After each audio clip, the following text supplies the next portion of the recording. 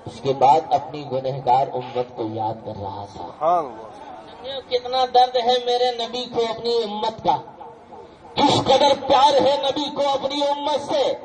پیدا ہوئے تو اپنی امت کو یاد کریں، معراج کو جائیں تو اپنی امت کو یاد کرتے رہیں، دنیا سے پردہ فرمائے ظاہری طور پہ تو اپنی امت کو یاد کریں۔ اے مسلمانوں، تم ہو کہ تم نبی کے طریقے پہ اپنی زندگی کو نہیں گزارتے ہو، تمہارے چہرے سے سنت رسول کو چھین لیا گیا ہے، تمہارے جسم سے اسلامی لباس کو اتار لیا گیا ہے، تمہاری سوچ و فکر کو اسلامی فکر بننے سے روک دیا گیا ہے۔ اے مسلمانوں، واقعی اگر تم ایمانداری سے سچی محبت کرتے ہو آمنہ کے لال سے تو صرف نعرہ لگانے سے کام نہیں چلے گا کہ ہم غوث کا دامن نہیں چھوڑیں گے، خواجہ کا دامن نہیں چھوڑیں گے، اعلیٰ حضرت کا دامن نہیں چھوڑیں گے کہ اس کا دامن اس کا دامن۔ میں کہتا ہوں اگر صحیح معنی میں جس نے دامن اولیاء کو تھاما ہے تو اس کے چہرے پہ سنت رسول نظر آ رہی ہوگی، اور جس نے صحیح معنی میں اگر اولیاء کرام کے مشن کو اپنایا ہے تو ان سے مسجد آباد نظر آتی ہوگی، ان کی فکر اسلامی ہوگی، ان کی سوچ اسلامی ہوگی، ان کے نظریات اسلامی ہوں گے، ان کے خیالات اسلامی ہوں گے، ان کا اٹھنا بیٹھنا اسلامی ہوگا، ان کا چلنا پھرنا اسلامی ہوگا، ان کا بولنا چلنا اسلامی ہوگا، ان کا کھانا پینا اسلامی ہوگا۔ بلکہ آج کے دور میں تو لوگ کہتے ہیں نا جو تھوڑی بہت دولت اکٹھی ہوتی گا ہم VIP ہیں، کیا VIP ہیں، کھڑے کھڑے کھا رہے ہیں، کھڑے کھڑے پی رہے ہیں، موقع لگتا ہے کھڑے کھڑے چین کھولتا ہے۔ میں کہہ رہا ہوں تو VIP کیسے ہے؟ تو ہم VIP، ہم نے کہا ہو تو VIP نہیں، تجھ سے بڑا VIP تو گدھا ہے، وہ بھی کھڑے ہی کھڑے کھاتا ہے، کھڑے ہی کھڑے پیتا ہے، موقع لگتا ہے کھڑے کھڑے ہی پیشاب کرتا ہے۔ تو VIP نہیں، تجھ سے بڑا تو وہ VIP ہے۔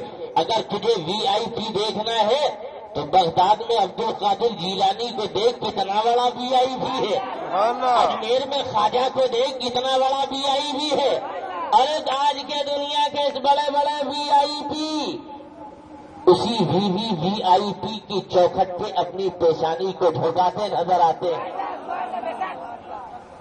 تم کہتے ہو ہم VIP، تم VIP نہیں۔ VIP وہ ہے جس نے اپنی سوچ کو اسلامی سوچ بنا لیا ہو۔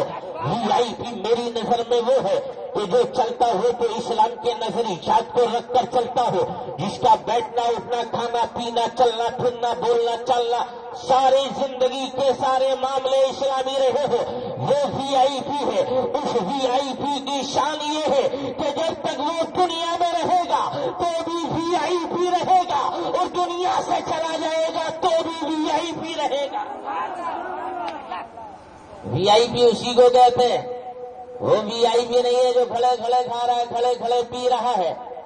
دیکھو نا مکے میں سب سے بڑا ابو جہل، اس کو بھی لوگ VIP کہتے تھے صاحب، کہتے تھے ابو الحکم حکمتوں کا باپ، مگر میرے مصطفیٰ نے ایک مرتبہ کہہ دیا ابو جہل تو نام پڑ گیا قیامت تک جاہلوں کا باپ، جاہلوں کا باپ۔ اب اس جاہلوں کے ابا کی کیا بات ہے؟ جاہلوں کے ابا کی اب سنا دوں۔ اب یہ جاہلوں کے ابا نے ایک مرتبہ بت بنایا، اور بت بنانے کے بعد میں بتانا یہ چاہتا ہوں کہ ایسی سوچ ابو جہلی سوچ رکھنے والے کل بھی اسلام کو نقصان پہنچانے کی کوشش کرتے رہے، مگر جب ابو جہلی مشن اسلام کو نقصان نہ پہنچا سکا تو ان کے چیلے اسلام کو آج نقصان کیسے پہنچا سکتے ہیں؟ جب دادا کا مشن فیل ہو گیا تو چیلوں کا مشن تو چلنے والا ہے ہی نہیں۔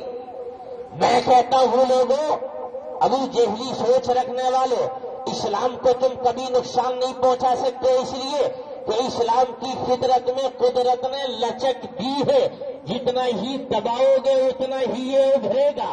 اسلام وہ پودا ہے کاٹو تو ہرا ہوگا، تم جتنا کاٹتے جاؤ گے اسلام کا پودا پیدا ہرا ہوتا چلا جائے گا. جتنا چھانٹتے جاؤ گے اتنا ہی پھیلتا پھولتا چلا جائے گا. اس لیے کہ یہ اسلام کا پودا ہے جو کاٹنے سے کم نہیں ہوتا ہے. دیکھو نہیں تم نے بدر میں کاٹا تھا تو اسلام کتنی درختی پکڑ گیا، اور تم نے جب میدان کربلا میں کاٹا تھا 72 کو کاٹا تھا تو اربوں مسلمان پیدا ہو گئے. تم جتنا کاٹ رہے ہو اسلام کم نہیں ہو رہا ہے، بڑھتا ہی جا رہا ہے. آخر ایسا کیوں ہے؟ اسلام کی فطرت میں تو ابو جہل نے جب ایک بت بنایا، ان کی شان یہ ہے کہ اگر یہ کبھی کبھی جب اپنے سفر کے لیے نکلتے ہیں ابو جہل صاحب تو یہ ستو کے بھی بت بنا لیتے ہیں آٹے کے. جب تک جی کرتا ہے مہاراج کی پوجا کرتے، موقع لگتا ہے تو پیٹ پوجا بھی کر لیتے ہیں. اب یہ پیٹ پوجا کر لیا. اب ایک دن ان کے دل میں سوال پیدا ہوا، بڑے دن ہو گئے ستو کے بت بناتے بناتے، آٹے کے بناتے بناتے، چلو پیتل کا بناؤ. اب پیتل کا بنایا تو اب ان کے سر مصیبت پڑ گئی. اب کاندھے پہ لیے گھوم رہے ہیں چاروں طرف. جہاں ابو جہل جائیں گے وہاں ان کا خدا بھی جائے گا، بت بھی جائے گا. چلتے رہے ہم میں چلتے چلتے بڑے دن ہو گئے. دودھ پلاتے پلاتے چڑھاتے چڑھاتے ایک دن ہاتھ جوڑ کے اس بت کے سامنے بولے، مہاراج کرپا کرو، ایسا کرو ایک بار تم محمد کو گالی ضرور دے دو. پوری زندگی کی ہماری محنت اور عبادت وصول ہو جائے گی. اب اللہ کی شان دیکھو، اس بت میں حرکت پیدا ہو گئی. ابو جہل مارے خوشی کا اچھل پڑا. اب تو ہمارا خدا میں جان پیدا ہو گئی ہے. اب کام ہو گیا. اسلام کو نقصان پہنچانا بہت آسان ہے. تمام مکے کے سرداروں کو کفار کو جمع کیا، کہا دیکھو آج ہمارے خدا بولنے والے ہیں. ابھی ہم نے ان کو ہلتے دیکھا، ابھی کچھ دیر پہلے یہ ہلے تھے. اب تمام مکے کے کفار ایک چبوترے پہ جمع ہو گئے، اور جب تمام کفار مکہ ایک چبوترے پہ جمع ہوتے ہیں اور جمع ہو جانے کے بعد جب بالکل سنجیدگی کا ماحول ہے، اسی سنجیدگی کے ماحول میں ابو جہل ابھی کھڑے ہو کر کہنے لگتا ہے، مہاراج کرپا کر دو، ایک مرتبہ محمد کو گالی دے دو، حق ادا ہو جائے گا. معاذ اللہ رب العالمین یہ بولتا ہے ابو جہل کے گالی دے دو.